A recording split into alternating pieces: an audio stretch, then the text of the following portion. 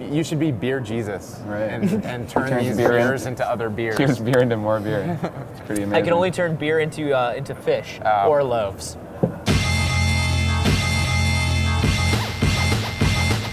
All I did this entire week was all indie. I didn't do anything that was old school, proper AAA, big publisher gaming at all, because we were following around Vlambeer, and Zach works with them sometimes, so we hung out with him a bit. I saw Indie Game the movie 3 times. Oh, really? That's like a lot of times, That's man. a lot of time. I saw every showing that was available to see. Are you going to the one tonight?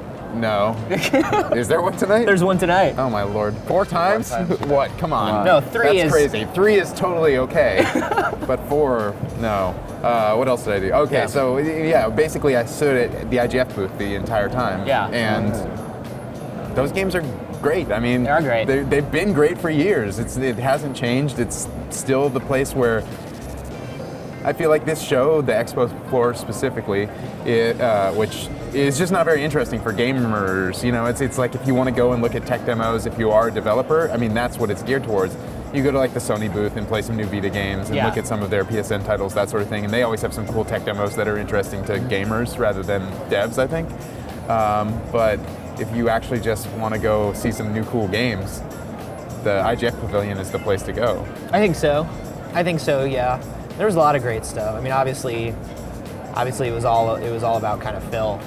it was Phil week with the movie and the award and the controversial quote. The controversial thing, man, that was weird. I was filming that, so I do think it was somewhat pulled out of context, Right. Yeah, I mean, not that he did. He said it. He said it. And he backed it up. And he backed it up. But he did. To Brian about it. Yeah, I mean, he said it, but he definitely was not. It wasn't like, fuck you, guy who asked the question. It was like, no, Japanese games right now aren't that great, and I think they used to be awesome, and they're really not great now. And you guys, he did say we're doing it better here. Like, you probably should take a look at what we're doing and build better games, but. Whatever, man. Phil. What people don't know about Phil, and Phil's my friend, so I'm not a person that should have an opinion about this because I'm obviously biased. Right. I think you're allowed to have an opinion about your product friend, placement right there. Yeah. I'm obviously biased, but Phil, in the context of being on a panel, Phil likes to push people's buttons. It's like part of his personality, and I think it makes for a more fun panel a lot of times, which is why, didn't he tell you asked your first question to him was, so when's the game coming out, Phil? And he just told you, fuck you. Yeah, he told me, he said, fuck you was his that's answer. It. And we didn't elaborate, we just moved on. No, that was it. And that's how Phil is on a panel. It's fun, and it's, he was just I do having a think good he time. didn't need to spit at the Japanese guy. I thought that was over the line. Yeah. No. Yeah. No. He did. He sort of hawked one up and made sure it was super mucusy ahead of time. Yeah, he put a little backspin on it, which I thought, I was like, number one, excellent control, and number two, he didn't need to take it that far. No. As Phil's friend and as an IGF judge, I'm not on the jury, so it's not like I choose the final games. I just weed out the really bad ones. Is what I feel like our job is. Your job, judge too. I downloaded the most recent build of Fez at that time, and that game blows me away. As someone who you shouldn't trust my opinion because Phil's a friend of mine. Right. That is a totally brilliant game if you like Zelda, Mario, Eco, those type of games. I would find it hard to believe that there'll be a better game soundtrack that comes out this year. I think the soundtrack is Disasterpiece. Rich is awesome. Disasterpiece's soundtrack is just phenomenal. So I'm totally on board with Phil winning Game of the Year for the IGF awards this year, and man, that show or that game is just totally brilliant. I really love it. I thought a ton of the IGF. I thought it was just a really strong year for the IGF. Yeah, Spelunky. I mean, Spelunky. Joust. Joust. Did you get to play any Joust? I didn't. I did get to hang out with Doug.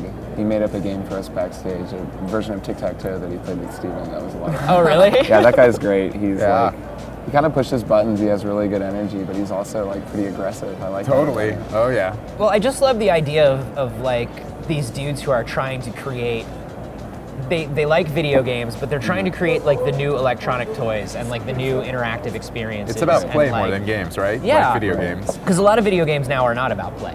I think a lot of video games now are about watching things and like passively interacting and stuff like that. So It's to about actually social dynamics. It's and Yeah. like, you know, putting people actually in the same room and doing something, which doesn't It's like happen this that game much like anymore. Fingle. You guys played Fingle? Yeah, I Fingle's an love iPad. Fingle. Fingle is Yeah. like such a great idea. Oh yeah, it's Fingle totally And is- it does this really simple thing with the iPad, and then suddenly you're doing something kind of uncomfortable. And sort of a little dirty. Yeah, and some of it's- those Fingle yeah. levels are like a little dirty. Yeah. Oh yeah, and it's definitely like it's a weird kind of intimacy that it's bringing you into, and it's such a simple game, and it's not even like some indie game based on an established mechanic like a Mario game or a Yeah. side scroller Right, or, exactly. FPS. Like it's a new thing, but really simple, and it feels kind of timeless in that way. That I think is cool.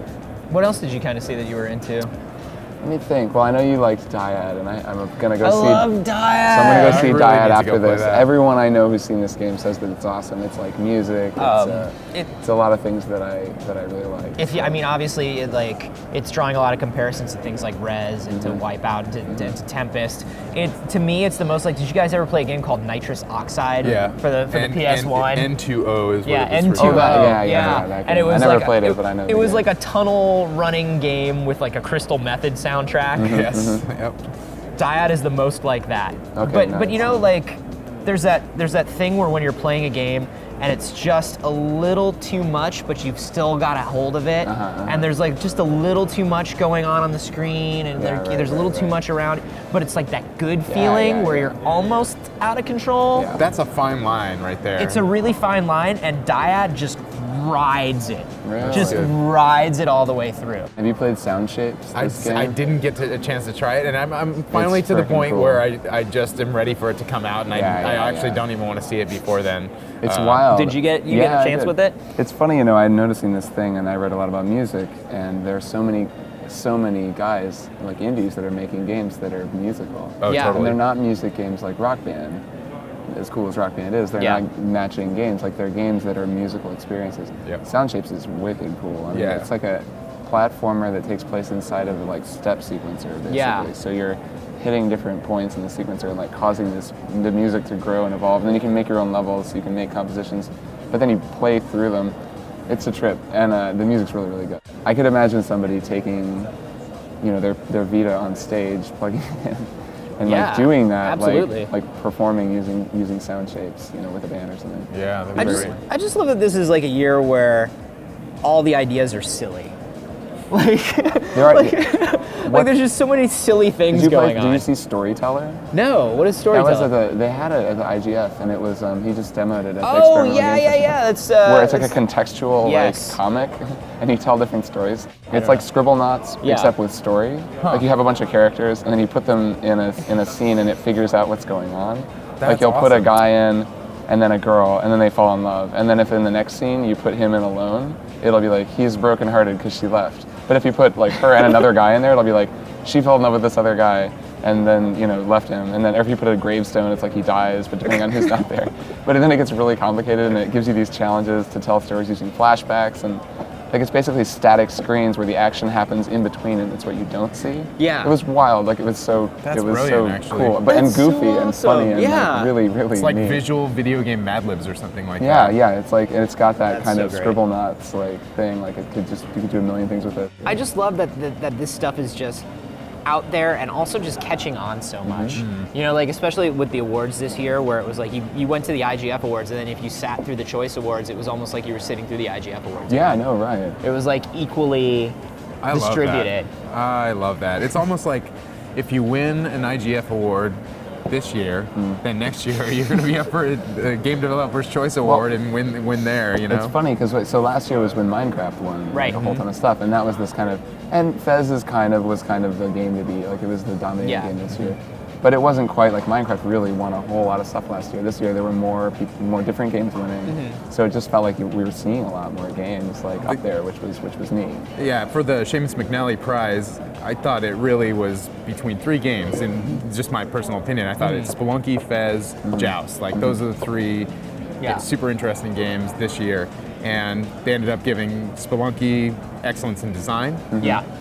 And then Joust won innovation in the Game Developer's Choice Award. So I feel like everyone got a And little bit then of something. Super Brothers still Yeah, got to win Best exactly. Mobile Game. It was like every game that I really dug this year Yeah, won something. exactly. Which was really cool. The only thing that I feel like got semi-snubbed was Far Away, which I wish had won an award. I really love that game. Again, Steph is a friend of mine, so maybe I'm a little biased, but You're just friends with Do you need, everybody. to, We got do you all need this 2 stuff. minutes to leave and like change into a faraway shirt? yeah, if I give me a few minutes, I'll come back sporting the right thing.